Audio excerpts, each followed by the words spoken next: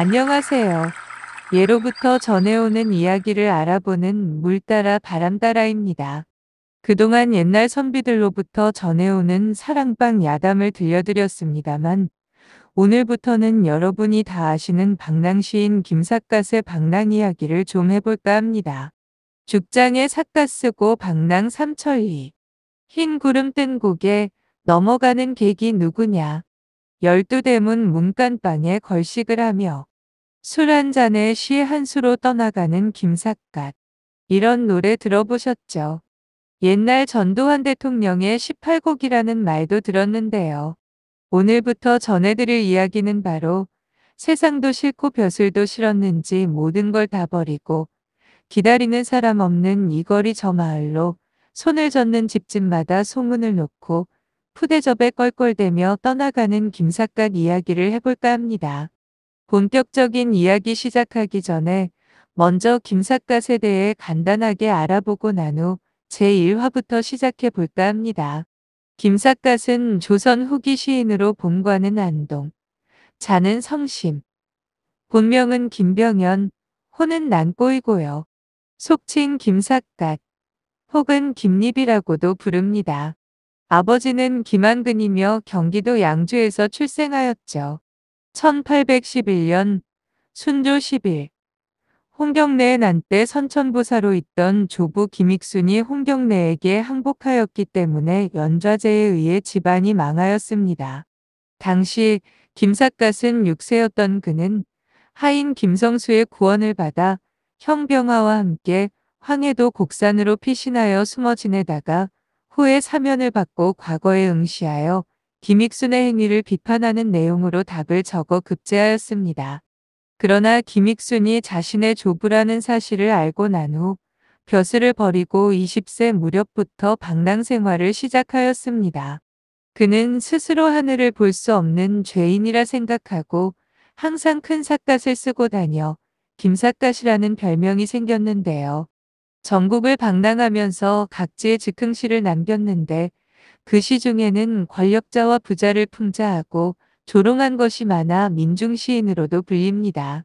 김삿갓의 아들 익균이 여러 차례 귀가를 권유했으나 계속 방랑하다가 결국 전라도 동복, 전남 화순에서 객사하였다네요.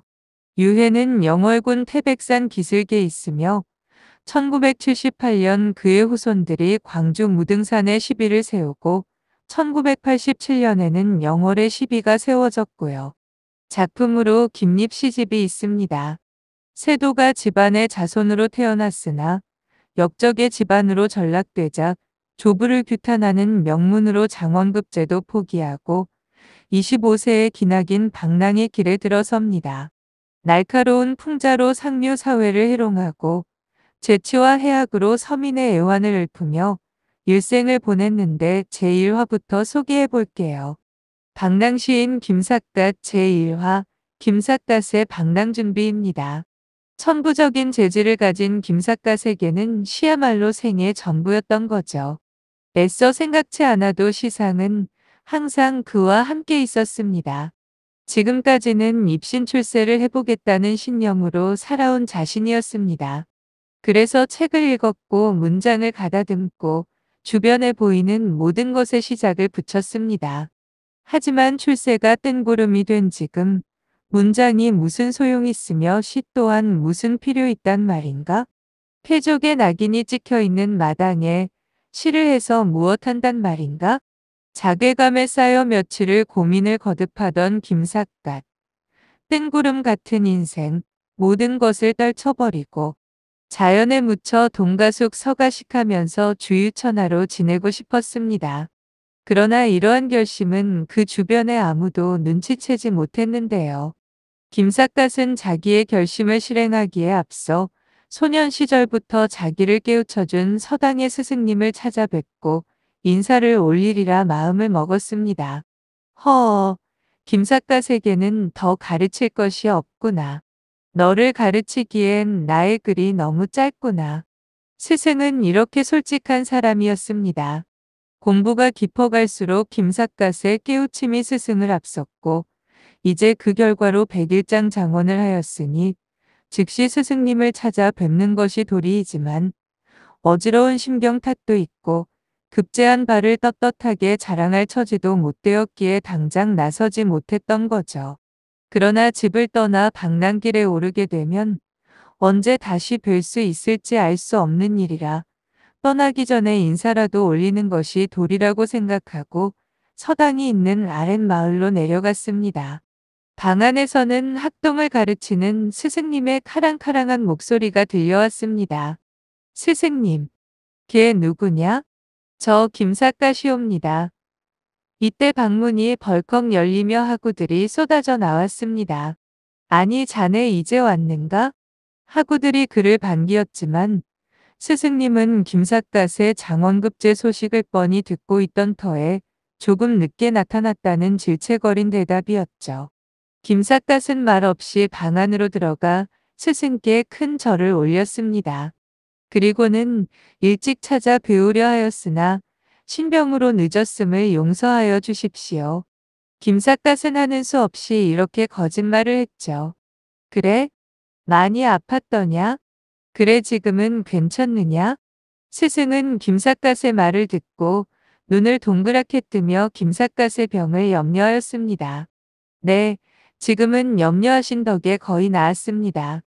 허허, 장원급제를 하더니 너무 기쁜 나머지 병을 얻은 모양이구나. 거의 다 나았다니 마음이 놓인다. 스승은 자기 문화에서 장원급제가 나왔으니 여간 즐겁지 않았던 거죠. 연실 허연 수염을 쓰다듬으며 김삿갓을 바라보며 마냥 만족해하였습니다. 우린 그런 줄도 모르고 자네를 기다리고 있었네.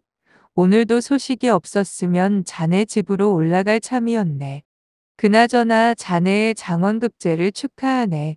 그제서야 동문수학하던 친구들이 저마다 나서며 김삿갓에게 축하의 말을 건넸습니다. 정말 고맙네.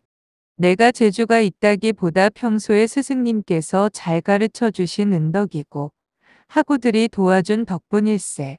김삿갓은 이렇듯 답례를 하였지만 친구들의 축하가 여간 거북스럽지 않았습니다. 백일장 다음날 읍내에 나갔더니 저작거리나 주막거리나 할 것 없이 장원급제한 선비 이야기로 들끓더군. 바람처럼 나타났다 바람처럼 사라졌다고. 어떤 사람은 자네가 산신령의 화신이라고까지 말을 하더군. 하구의 이 말에 김삿갓은 어색하게 웃고만 있었죠. 그러자 이번에는 스승이 한마디 하시는데요. 내력을 알 수 없는 젊은이가 당당히 급제를 따냈으니 뒷이야기도 많았을 것이지. 그나저나 언제쯤 출사하기로 하였느냐? 아직 결정된 것은 없으나 믿고에 있을 것으로 압니다. 김삿갓은 대답을 아니할 수도 없어 생각되는 대로 말했습니다. 매우 장한 일이다. 이제부터는 너 앞길이 열려있는 셈이다. 더욱 정진하도록 하여라. 스승은 정색을 하고 김삿갓을 훈계했던 거죠. 예, 김삿갓은 한시라도 빨리 이 자리를 빠져나가고 싶었어요. 그러나 그것은 그의 생각뿐. 하구들이 서둘러 김삿갓을 위한 축하연을 베풀었습니다. 처음에는 스승님을 모셔놓고 주안상을 벌였지만 스승님이 눈치껏 자리를 비켜주면서부터 젊은이들 판이 되었습니다. 여보게 김삿갓. 자네 벼슬길로 나아가더라도 우릴 꽐시해선 안 되네. 우리들이야 천자문의 명심보감 몇 줄이나 읽고 쓰는 정도니까 곧 집어치울 팔자가 아니던가? 애끼 이 사람들아. 술이란 좋은 것이다. 술 몇 잔을 마신 김삿갓은 어느새 조금 전까지 침울했던 기분에서 벗어나 차차 호기를 되찾고 있었습니다. 읍내에는 기생도 많지 않은가? 자네는 젊고 잘생긴 데다 글까지 일필회지로 통달하였으니 기생은 마음대로 골라잡아 놓을 수 있겠구먼. 그야 물론이지. 출세하면 권세는 물론이요. 계집은 자연히 따르는 법. 그래서 모두들 출세하려고 발버둥 치는 것 아니겠나. 자네도 김삿갓이 부럽거든 어서 장원급제를 하게. 하구들은 이렇게 마음껏 마시고 떠들었습니다. 김삿갓도 오랜만에 가져보는 화기애애한 시간이었죠. 그렇지만 김삿갓은 하구들의 얼굴을 하나씩 처음 보는 사람처럼 오랫동안 찬찬히 들여다보았습니다. 왜냐면 오늘 헤어지면 평생 다시 만날 것 같지 않아서였습니다. 아니 또 모르지. 바람 따라 떠돌아다니다가 먼 훗날 어느 곳에서 다시 만날 수 있을지?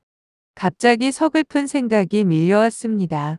그것은 훗날 다시 만날지도 모를 이 친구들. 오늘의 젊음은 간 곳 없고 서로 늙고 피곤한 모습으로 상봉하게 될지도 모른다는 막연한 추측이 들어서였어요. 축하연은 날이 저물어서야 끝났는데요. 김삿갓은 많은 술잔을 받아 마셨지만 좀채 취기가 돌지 않았습니다. 헤어질 때 김삿갓은 하구들의 손을 일일이 잡으며 조만간 있을 이별의 서러운 마음을 담으며 결국 헤어졌습니다. 그리고 다시 며칠이 흘렀을까요? 김삿갓은 그동안 보아오던 책을 정돈하여 깊숙이 처박았습니다. 그의 야망을 북돋아 주던 책들이었지만 김삿갓은 이렇게 지난 시절을 함께했던 오랜 친구와 작별하는 심정으로 책들과 작별을 나누었습니다. 다음 2편을 기대하세요. 감사합니다.